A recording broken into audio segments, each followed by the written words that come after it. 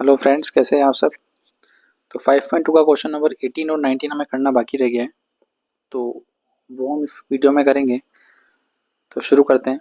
Question number 18, the sum of the fourth and eighth term of an AP is 24 and the sum of the sixth term and 10th term is 44। Find first three terms.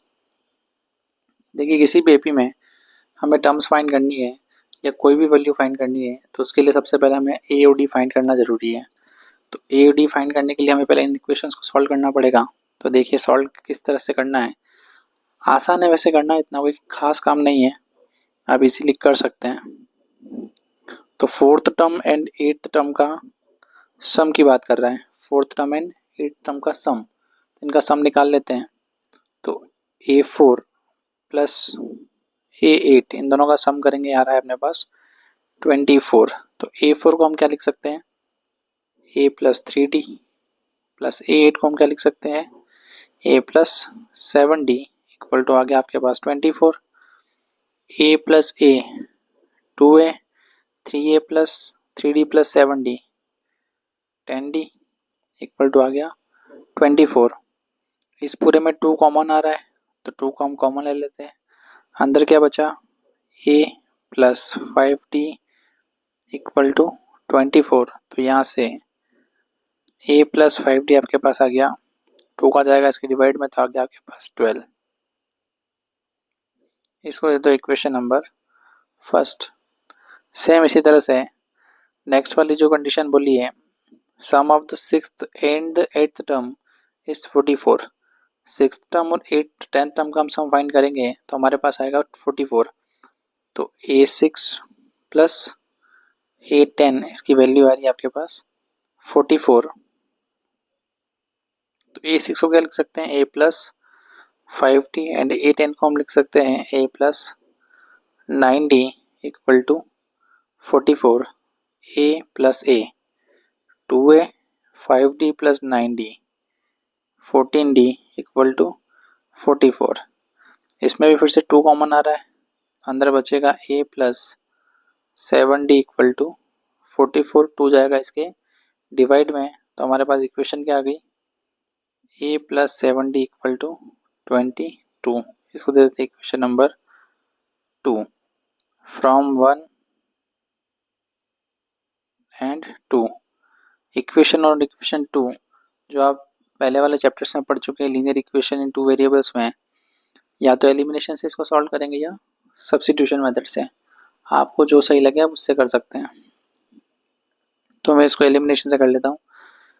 A plus 7D equal to 22 and next है A plus 5D equal to 12। यहाँ से मैं इसको minus करूँगा तो minus plus का हो गया माइनस, प्लस का हो गया माइनस, A से ये हो गया आपके पास कट।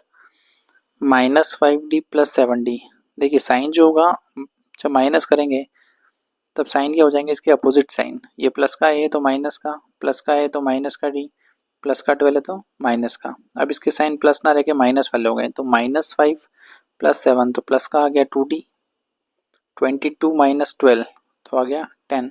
तो यहाँ से D की वैल्यू आपके पास आ गई है, 2 इधर डिवाइड हो जाएगा तो 5। सेम इसी तरह से A की वैल्यू फाइंड कर लेते हैं। A की वैल्यू, D की वैल्यू हम किसी भी इक्वेशन में रख देते हैं। हम रख देते हैं put in equation first. Equation number 1 में रख दो D इक्वल टू 5, तो 5 रखते हैं। तो A प्लस 5D की वैल्यू आ रही है 5 इक्वल टू 12।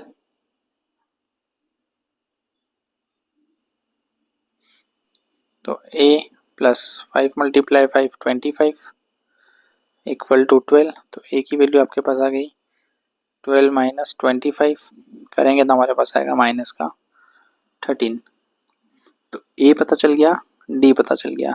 A और D फाइंड करने के बाद हम कोई भी टर्म्स फाइंड कर सकते हैं। तो हमें फर्स्ट 3 टर्म्स बोला है, तो 3 टर्म्स आप निकाल सकते हैं।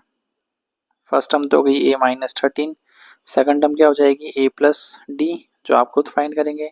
थर्ड टर्म हो गई A प्लस 2D, जो भी आप खुद फाइंड करेंगे। खुद फाइंड करेंगे और हम आंसर हमें कमेंट करेंगे, ये आपका काम है। अब हम चलते हैं क्वेश्चन नंबर 19 पे। इसको अच्छे से उतार लीजिए, फिर हम चल रहे हैं क्वेश्चन नंबर 19 के ऊपर।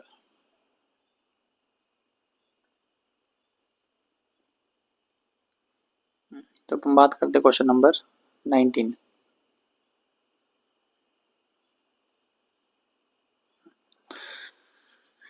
क्वेश्चन में देखिए क्या है, ये भी काफ़ी आसान क्वेश्चन है। Subbarao started work in 1995। कोई सुब्बाराव करके व्यक्ति है, उसने 1995 में, जब हम पैदा नहीं हुए उससे पहले उसने काम चालू करा, तब उसकी सैलरी थी 5000। भाई उस समय भी 5000 रुपये मिल रहे थे उसको। And received on increment of ₹200 each year, और हर साल 200 रुपये उसके बढ़ रहे हैं। In which year did his income reach 7000। कौन सी ईयर में उसकी इनकम 7000 हो गई? ये तो हमारे माता पिता के ज़माने की सैलरी है। Subbarao started work in 1995। 1995 में वर्क स्टार्ट किया, तब सैलरी थी उसकी 5000। 200 रुपये हर साल बढ़ रहे हैं, 200 रुपये बढ़ा दीजिए तो 5200, फिर 200 बढ़ा दीजिए 5400 एंड सो ऑन। लास्ट कितनी बढ़ गई उसकी? 7000 रुपये हो गई। अब कौन से ईयर में हुई वो हमें फाइंड करना है। तो सबसे पहले एन हमें फाइंड करना पड़ेगा कि कितने कितने साल लगे इनकम होने में, 7000 इनकम होने में। तो ए हमारे पास गिवन है, डी भी गिवन है और ए एन भी गिवन है। तो ए आ गया आपके पास 5000, डी आपके पास क्या आ गया 5200 में से 5000 माइनस करेंगे तो आपके पास आएगा 200 एंड ए एन आ गया आपके पास 7000। तो ए एन का फॉर्मूला लगा लेते हैं, मैं डायरेक्ट लिख रहा हूँ, ए एन का फॉर्मूला आप सभी को अच्छे से आना चाहिए। तो 7000 इक्वल टू ए, ये 7000 प्लस n माइनस 1 और मल्टीप्लाई डी, डी है आपके पास 200। तो प्लस का 5000 इधर क्या हो जाएगा माइनस का, तो 7000 minus 5000 equal to n minus 1 और ये मल्टीप्लाई है आपके पास 200। 7000 में से 5000 जब जाएगा तब बचेगा आपके पास 2000 इक्वल टू n माइनस 1 और ये 200 जो है इधर क्या हो जाएगा डिवाइड, 20 से 20 कट, 2 से 20 कट होगा तो 10। तो यहाँ से n माइनस 1 इक्वल टू आ गया 10, देन n इक्वल टू आ गया 10 प्लस 1 11। मतलब 11वें साल में उसकी जो इनकम होगी वो 7000 हो जाएगी। अब 11वां साल निकालेंगे कैसे, देखिए 1995 से तो काम स्टार्ट हुआ, तो स्टार्टिंग हो रही है आपकी 1995 से, फिर आएगा 1996 एंड से चलता रहेगा आपके पास।